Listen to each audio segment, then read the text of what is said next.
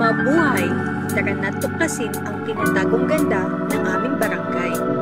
Ako po si Kayla May Kalakday mula sa Barangay Poblasyon 4. Inihahandog ko sa inyo ang maayos na pasilidad ng aming barangay hall. Pagpasok dito ay makikita ang waiting area na kung saan pwedeng makapagpahinga o mag-antay ang mga taong may nais na karin sa barangay.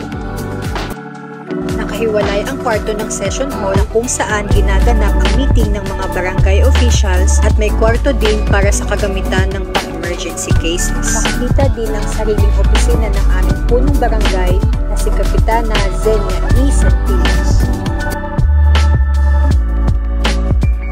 At e-library naman para sa mga kabataan ng Poblasyon 4.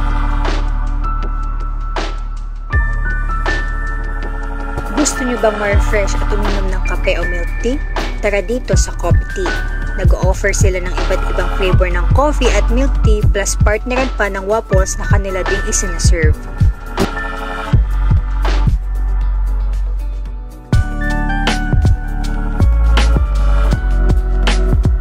Naghahanap ba kayo ng sulit na makakainan?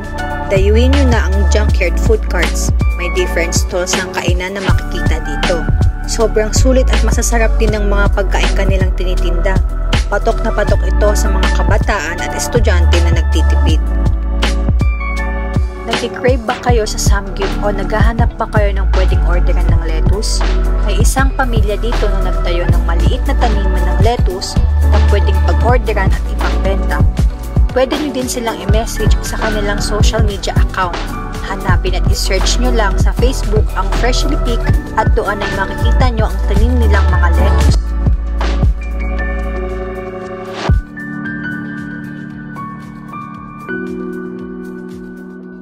Pulidong patahian lang din naman ang inyong hanap. Bumisita na kayo sa Infor Spouse and Military Supply.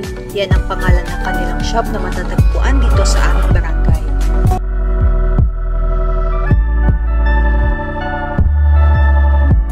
Kung relaxation lang din naman ang pinag-uusapan, tara na pumunta sa nag-iisang spa dito sa amin. May mga services sila na siguradong tanggal ang inyong pagod. May whole body massage, hot stone at pintusa silang ino-offer na service. Makikita ito sa tabi ng Arco ng Poblasyon 4.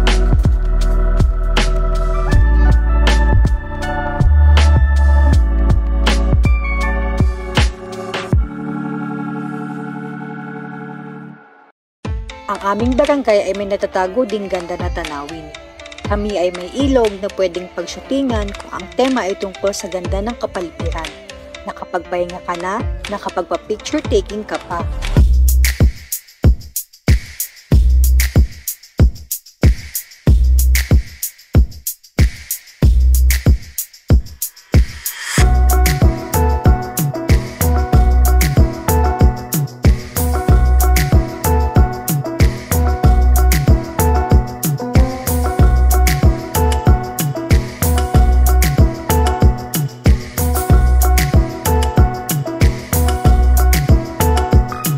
Yan lamang ang iilan sa makikita dito sa Barangay Poblasyon 4. Tiyak may nagustuhan kayo, kaya naman tara at bumisita na dito.